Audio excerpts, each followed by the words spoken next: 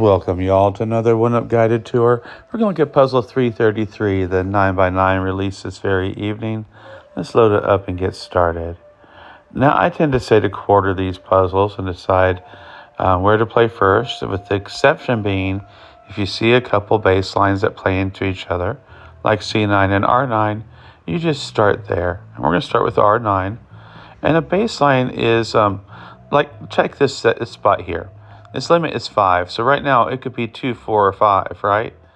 And I would suggest to you that it has to be 5. It has to be 5 because you don't start there. You start with the lowest segment.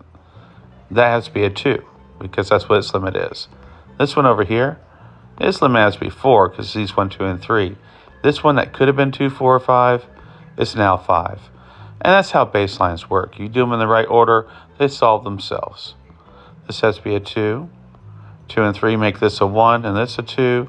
1 and 2 make this a 3, a 1, and a 2. 1, 2, and 3, and 5 on a 5 limit makes that a 4. And we're just going to keep on going back across. This has to be a 1. This has to be a 2. We'll go back the other way. That has to be a 3. Well, 2 and 3 and 4 and 5 means that's a 1. Let's go ahead and turn and do that line. That's a 3. That's a 2. Let's keep going. That has to be a 3. Oh, and let's move over here. Where is the next item? Okay, so let's move on over here. And let's do this line here. It's another bass line. See how the 3 is? And then that has to be a 4. I said a 4. That has to be a 5. And at least it's a 6, 8, 9 we can't do anything with. But we again get a second little line. That has to be a 3 now. 1 and 2. It's the same procedure we did over there. That's a 4. That has to be a 1. It's looking down. That has to be a 3. And that has to be a 2. And so now we've gone a little bit further on this. And what do we see? Oh, we turn. And this has to be a 3. Yes, it does, because that's the last 3 in that line. What else we need? 1, 4, 5, 6. I'm not quite ready. Oh, but over here we have something. We have that 5 and 6. All right. Well, that is fine. Let's look down here at this row and these tandem segments as they go across. That has to be a 4, and then that has to be the 1. Looking up, that's got to be a 2 then. This can't be a 6. Makes this a 6. Let's see.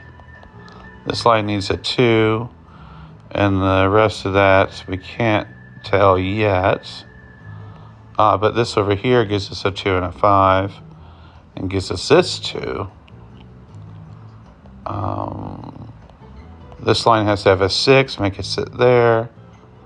That's 1, 4, that's 1, 4, that's 1, 4.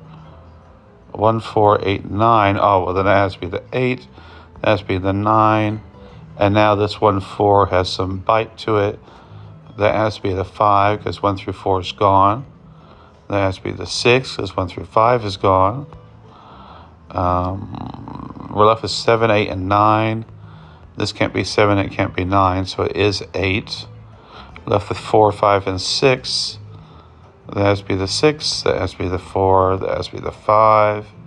Turning, we need 4 and 7. There's the 4, there's a 7. Let's turn this way.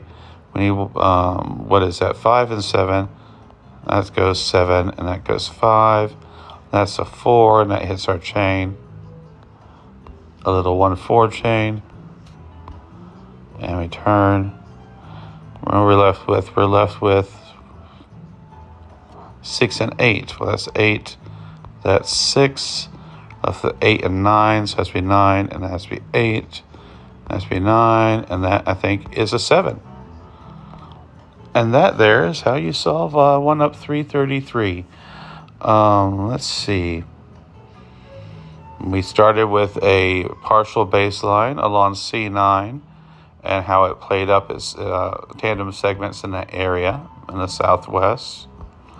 Then we moved on over to where it hit C9, and we did that baseline in there at some point.